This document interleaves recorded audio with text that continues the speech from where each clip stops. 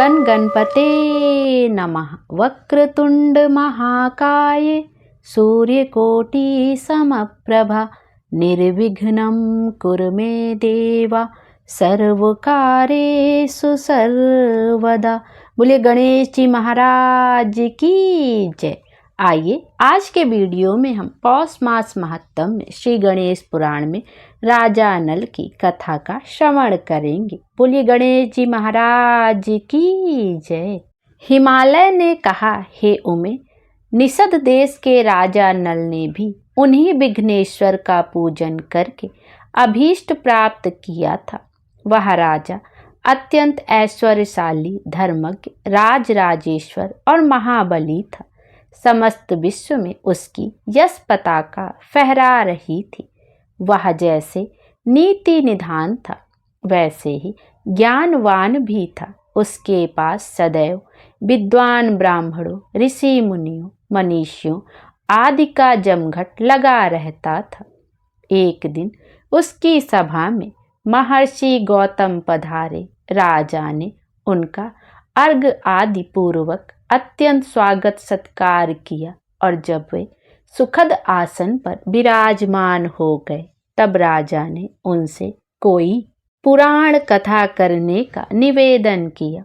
महर्षि ने कुछ समय में ही उन्हें अनेक कथाएं सुना दी। तभी भगवान गणेश्वर का प्रसंग आ गया। ऋषि बोले, हे राजन, भगवान गणेश्वर समस्त देवताओं के अधीश्वर एवं सर्व आत्मा है। वे जिस पर कृपा करते हैं वह परम भाग्यवान हो जाता है। राजा ने निवेदन किया, भगवान सब देवताओं के अधीश्वर तो भगवान विष्णु माने जाते हैं तथा कुछ विद्वान त्रिलोचन को भी सर्वेश्वर कहते हैं, किंतु गणेश जी को सबका स्वामी कहते तो किसी को भी नहीं सुना। अब आप उन्हें ऐसा क्यों कहते हैं? महर्षि बोले, महाराज, भगवान गणेश्वर साक्षात ब्रह्मा है। ब्रह्मा विष्णु महेश्वर उन्हीं के प्रभु के अंश अवतार हैं। उन सभी ने भगवान वरदराज की उपासना करके ही अपनी अपनी कार्य क्षमता प्राप्त की थी। अन्य देवताओं और ऋषियों आदि ने भी उन्हीं गणेश्वर की उपासना करके सिद्धि प्राप्त की है। यह जितने भी राजा महाराजा हुए हैं वे सब उन्हीं भगवान की कृपा से हुए हैं। हे राजन, तुमको भी इस वैभव की प्राप्ति में उन्हीं गणाध्यक्ष की ही कृपा निहित है। महाराज नल ने पूछा, प्रभु, मैंने तो कभी उन भगवान की पूजन आराधना विशेष रूप से नहीं की है। केवल विभिन्न संस्कारों और देव पूजनों में गणेश जी का जो आदि पूजन होता है वही किया होगा। गौतम जी ने कहा, राजन, तुमने जो गणेश उपासना की है उसकी भी बात सुनो। पूर्व जन्म में तुम गौड़ देश के पिप्पल नगर के निवासी थे। तुम्हारा जन्म एक सामान्य क्षत्रिय परिवार में हुआ था। सर्वत्र तिरस्कृत रहने के कारण तुम बहुत दुखित थे। तभी महर्षि कौशिक से तुम्हारी भेंट हुई। तुमने उनसे अपने दुख की बात कहकर उसके निवारण का उपाय पूछा। महर्षि ने कृपा पूर्वक गणेश जी के एकाक्षरी मंत्र के प्रभाव से इस जन्म में तुम अत्यंत ऐश्वर्यवंत राजराजेश्वर हुए हो। हिमालय ने कहा, हे पुत्री, राजा चित्रांगन की साध्वी रानी को भी अपने पति का विरह दुख प्राप्त हुआ था, जिसका निवारण गणेश्वर के पूजन से ही हुआ था। इसका इतिहास यह है कि राजा चित्रांगद मालव देश का राजा था। वह अत्यंत शक्तिशाली और विद्वान था। उसकी सुंदरी भार्या का नाम इंदुमती था। वह राजा एक दिन शिकार खेलने गया था। भीषण अरण्य में एक राक्षसी से उसका सामना हो गया। वह राक्षसी राजा पर आसक्त हो गई। उसने राजा से परिणय निवेदन किया, किंतु राजा ने उसकी बात नहीं मानी। इससे कुद्र हुई राक्षसी राजा को खाने के लिए दौड़ी। यह देखकर राजा वहां से भागकर एक सरोवर में जा छिपा, किंतु वहीं कुछ नाग कन्याएं स्नार्थ आई और राजा को देखकर उस पर लुब्ध हो गई और वे उसे बलपूर्वक अपने साथ पाताल लोक में लिवा ले गई और उससे प्रणय निवेदन करने लगी। हे पार्वती, राजा ने उनका प्रस्ताव अस्वीकार कर दिया। इससे वे नाग कन्याएं भी रुष्ट हो गई और उन्होंने राजा को बंधन में डाल दिया।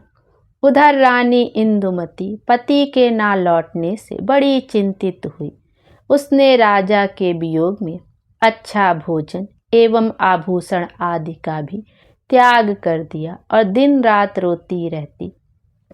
एक दिन भ्रमण करते हुए नारद जी वहां आ पहुँचे। उन्होंने रानी की अधिक व्याकुलता देखी तो दयापूर्वक बोले, महारानी, इस विपत्ति से छुटकारा पाने का उपाय तुम्हें बताता हूँ, सुनो।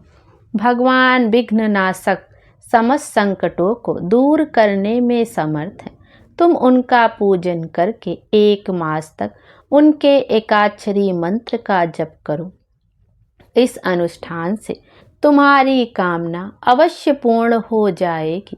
नारद जी अनुष्ठान विधि बताकर चले गए।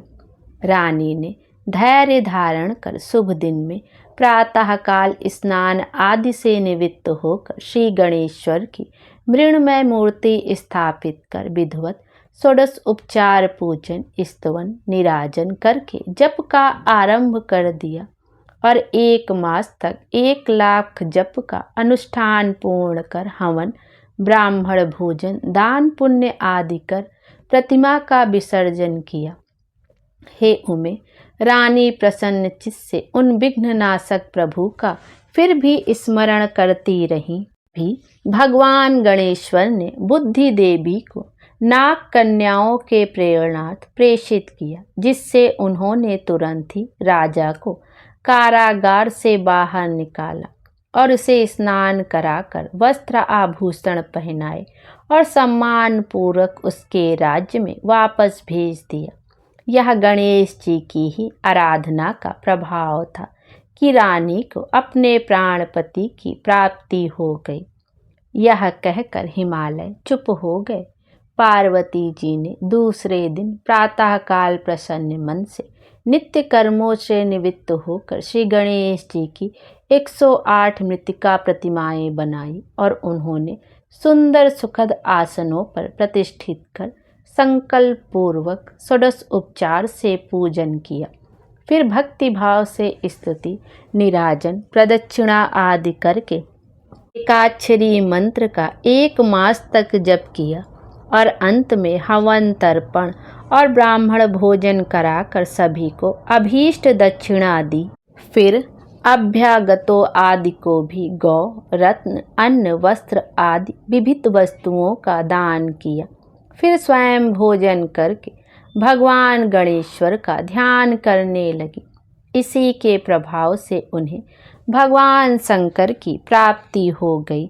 बोलिए भगवान शंकर की जय, गणेश जी महाराज की जय। आगे की कथा, जिसमें हम देवराज इंद्र के विमान का पतन का वर्णन का श्रवण करेंगे। यह कथा हम अगले अध्याय में श्रवण करेंगे। बोलिए गणेश जी महाराज की जय।